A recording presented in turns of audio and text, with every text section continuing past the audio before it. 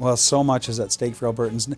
I think Albertans have finally woken up to how important the Alberta government is in their lives, especially after the last 2 years of COVID and just some of the freedoms that were taken away, and had great hopes for Jason Kenney.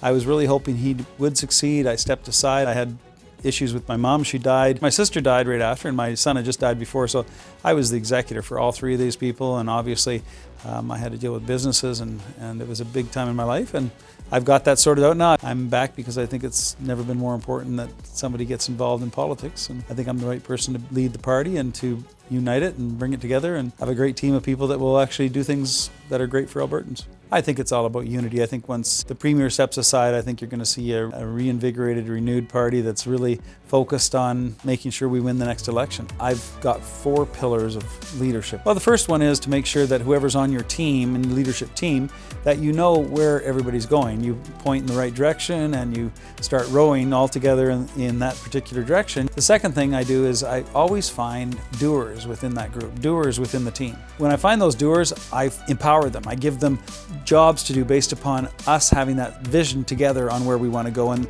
in this case, it's the members and their vision and where the members want us to go. And I find those doers and I make sure that they are focused in that direction. And then the third thing, Robbie, leaders need to remove obstacles in the doers' paths. Because if you remove obstacles for 20 or 30 very, very strong, empowered men and women, you will do amazing things. The fourth thing is that whoever I'm trying to serve, whether it's consumers or Albertans, I make sure we're all aware of what's going on. Make sure we're transparent with our communication. Make sure we're accountable so the people that make bad decisions, the public understand that there's a price to pay for those bad decisions. That's how my leadership style differs from a lot of people. I believe in empowering other people to do the hard work, to dig in the trenches and to get things done. My job is to remove obstacles out of the way so they can get it done.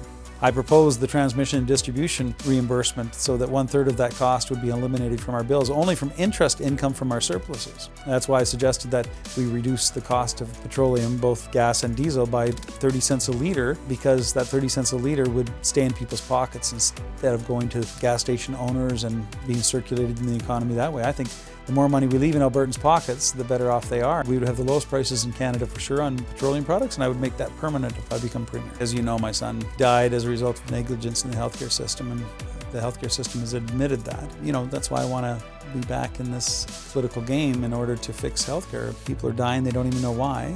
They don't understand that our healthcare system is not working properly, and right now, our emergency rooms are shutting down on weekends and sometimes 2 or 3 weeks at a time across the province, especially in rural Alberta. Our healthcare system is in shambles. It's on the verge of collapse and we need to fix it. There's a ton of opportunities there to fix it, and we have to do it within the Canada Health Act, which is important, but we also have to do it without firing nurses and doctors. I mean, that's ridiculous. And when people start talking about fixing things by firing people, it just doesn't make sense. What we have to do is empower them. We need to invest in people. We need to invest in machinery.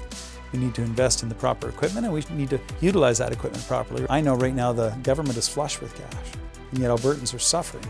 That's why I proposed all of these things, to take the money out of the coffers of the Alberta government and bureaucrats and, quite frankly, politicians, and leaving it in people's pockets. I'm going to try to lower the prices for everyday consumers, Albertans, on everything they can possibly buy. If we don't take care of our farmers, they won't take care of us. And what we need to do is make sure that we have a secure source of food for the world's turmoil, and I don't think we can count on those people out in Ottawa to make those decisions for us. We have to make those decisions ourselves. And I've never seen prices higher for beef, and if we don't keep that industry alive in Alberta, we're in big, big trouble.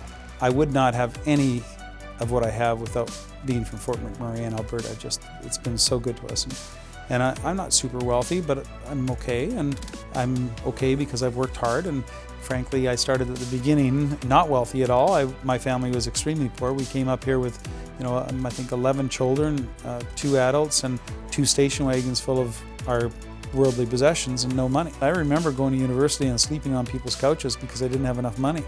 I remember, working from the time I was 6 years old, delivering newspapers, doing janitorial work until I was 14 every night. I remember those things. It makes it easy for me to relate because I remember being extremely poor, and I think especially because I understand that when people work so hard for their money and pay taxes, those zeros actually represent something. And right now people work almost 6 months just to pay taxes. And Robbie, that's wrong. That's wrong.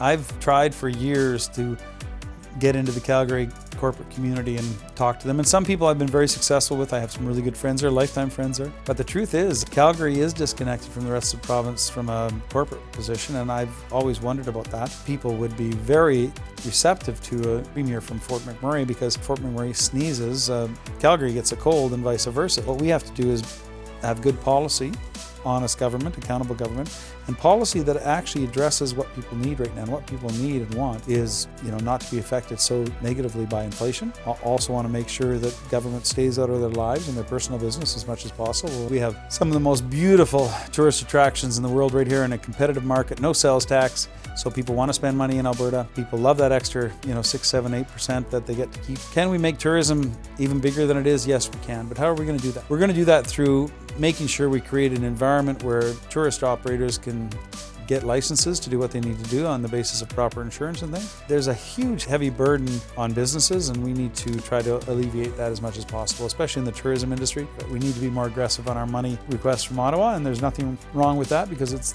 every other province has the same deal, notwithstanding we're the ones that are paying the equalization of $20 billion a year. The track record is a good way to put it. I've got a good track record of trust as a politician, both federally and provincially, and as a leader of the opposition. I have a good track record of business in Fort McMurray, and people in Fort McMurray continue to re-elect me by huge pluralities in each and every election, which means they must trust me. I'm in it for the right reasons is what I'm saying. Things are far too complicated in government, and we need to make them a little less complicated because it's very difficult for people to be successful when things are complicated, especially when the government's holding up roadblocks. My hopeful scenario is that I make Albertans the healthiest, happiest, most free and most prosperous people on the planet. And when I say healthiest, it means a healthcare system that works. When I say happiest, it means that they have money in the bank, they own their own home, they own their own car, and they're actually happy people. They get to spend time with their loved ones, and that's what it's all about, quality of life. And when I say free, it means government is not telling you what you can and can't do. I'm big into autonomy, and that's why it's the theme of my campaign. And the final part of that theme is to make sure that Albertans have more autonomy within Canada. And that means that we try to expand the rights of Albertans within Canada, that they get as much as any other place gets. If I possibly can, I will not raise taxes on Albertans. That's my pledge to them. I do not want to do that no matter what happens. I think if we're smart with their money, we don't have to do that. I have a lot of faith in people, and I'm hoping that this time around we have a very good, robust campaign, and people give good ideas and good options so that members know how to vote and who to vote for. And I'm hoping they choose me because I truly believe that I have the best chance right across the province of winning this election against the NDP, and that's the most important thing.